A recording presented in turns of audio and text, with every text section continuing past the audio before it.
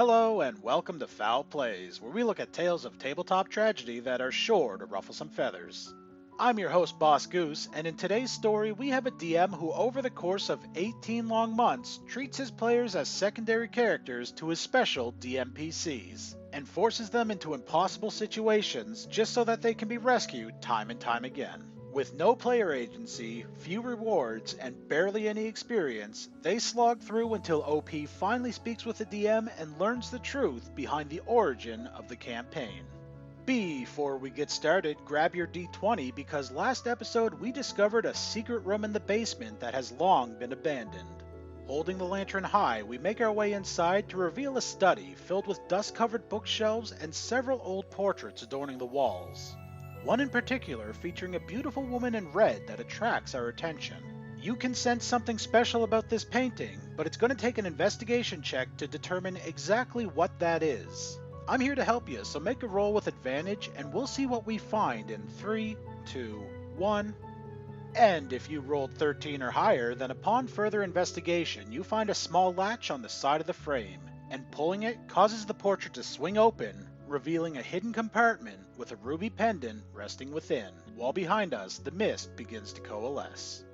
If, on the other hand, you rolled below a 13, then we were unable to find the latch before a ghostly apparition of the woman drifts from the portrait.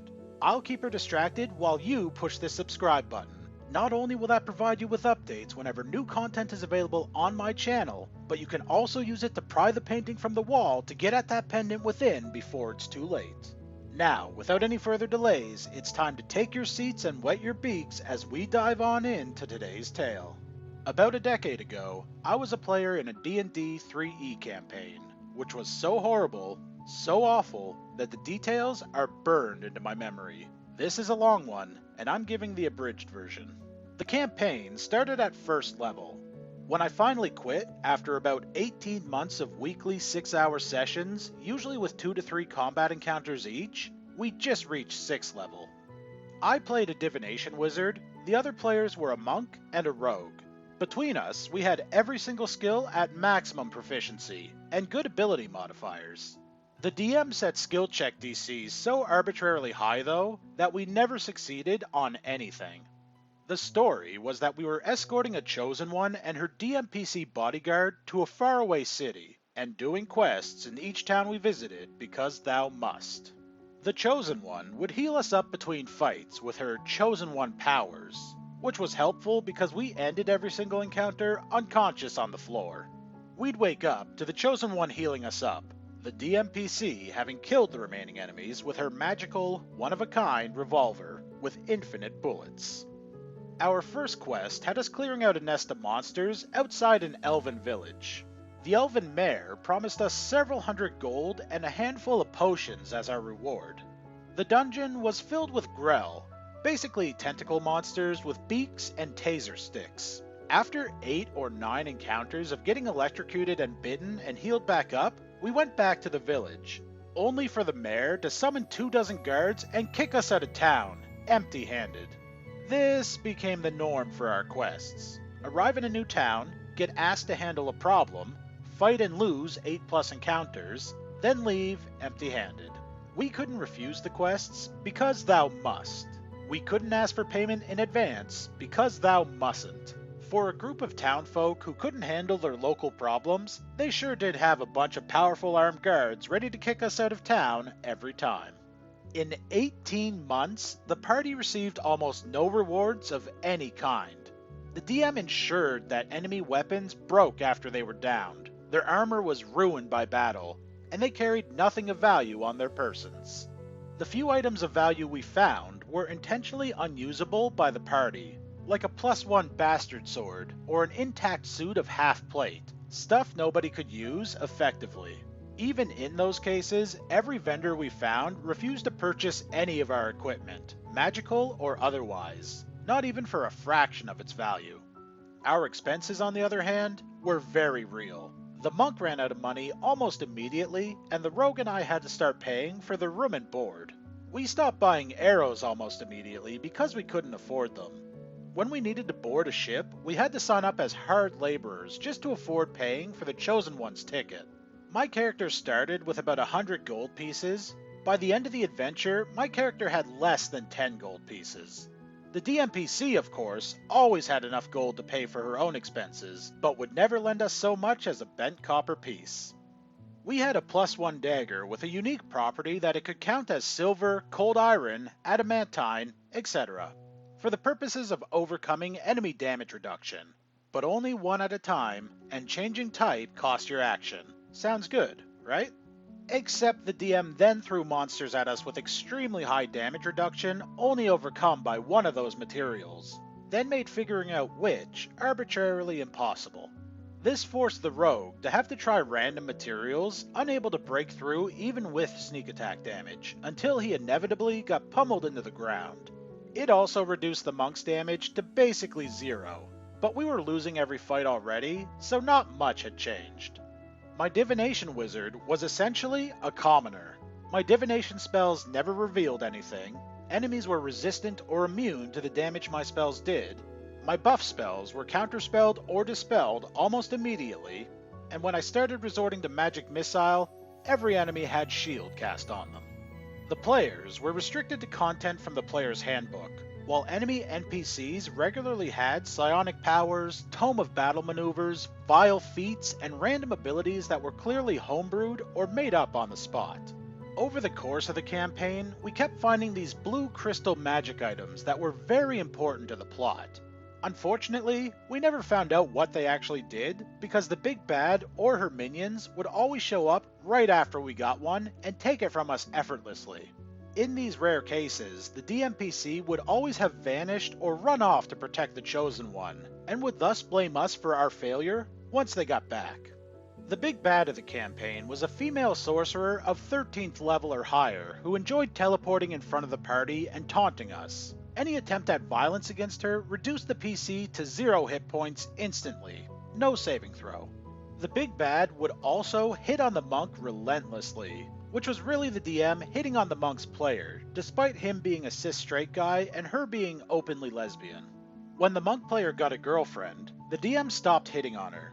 Then he started dating a girl who looked just like the monk player, and brought her into the game as a paladin. Paladin, naturally, had several magic items, no attributes below 16, bonus feats and features, and 2 paladin flunkies who followed her around and protected her in combat.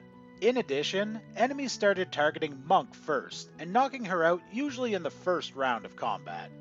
Shortly before I stopped playing, the DM revealed to me that the entire campaign was a book he had written before the game started, in which the Chosen One and DMPC were the protagonists. Our characters weren't in his book at all, which certainly explained why none of our choices amounted to anything. Realizing that my presence at the table didn't even matter was the final straw. I told the DM that I wasn't having fun with the campaign, and he told me, I'm not here for you to have fun.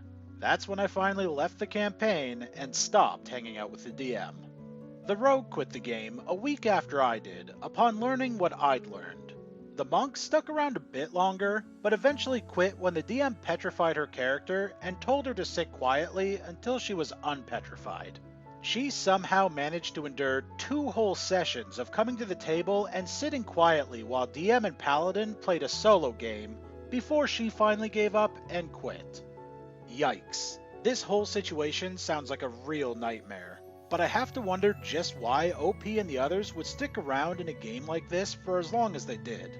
Maybe they were holding out hope that something would suddenly shift and the campaign would transform into one that focused on their character's growth and development, but really, after a few sessions, let alone 18 months worth, I have to wonder why they would continue to put up with this for so long. It sounds like OP and DM knew each other prior to the game, so that's a possible reason, but it does add a little doubt as to the authenticity of the story, or at the very least make me think that things may be embellished, so just take it with a grain of salt. Regardless, DMs like this are not unheard of, and anyone who runs a game like this is a major ass. D&D games are supposed to focus on the world and the players' roles within it equally. Their decisions should influence or impact the course of the game and how encounters ultimately play out. I would hesitate to even call this a game, as DM treated them more as an audience than a participant. Which makes sense, I suppose, because in the end we learn that this was all just an elaborate reading of his book about the DMPCs. This is a really annoying trend that some DMs seem to fall into, where they're trying to create the next fantasy epic based off a D&D campaign. On one hand, yeah, it takes a creative mind to cook up quests, characters, plot hooks, and twists, so naturally that would attract aspiring writers, but you're really defeating the purpose of the game if you're just shoehorning players into certain roles or ignoring them completely in order to get the results you want. Also, if this chosen one was some kind of savior or prophet and the protagonist of the story, why are they just sitting by while their protectors are constantly cheated by the quest givers or beaten down in brutal fights when they could be playing a more active role? I mean, I don't want a DMPC in my game, but if they're going to be there, they should be supporting the party, not just watching them get thrashed over and over again. And because of this, it feels like super lazy writing to have the group aid this chosen one and their bodyguard for effectively no reason. I could say a lot more about the lack of rewards, the constant fights, the big bad evil guy nonsense, but the last thing I really want to touch on before finishing is the blatant favoritism at the end of the story for the DM's new girlfriend. He clearly had no problem making that player an important part of the story, for no reason aside from the obvious fact they were dating. If he could do this, why not just throw the party a bone every now and then, even if they weren't important to your overall story? And the abuse of Monk after this relationship started is so blatant. Add to this the comment about not being here for the players to have fun, and you really get a full picture of what a selfish douche this guy actually was. I'm just sorry it took everyone so long to realize this and leave.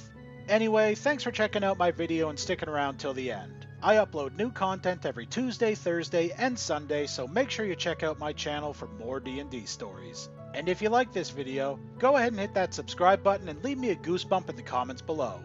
Your support is greatly appreciated. But until next time, be good players.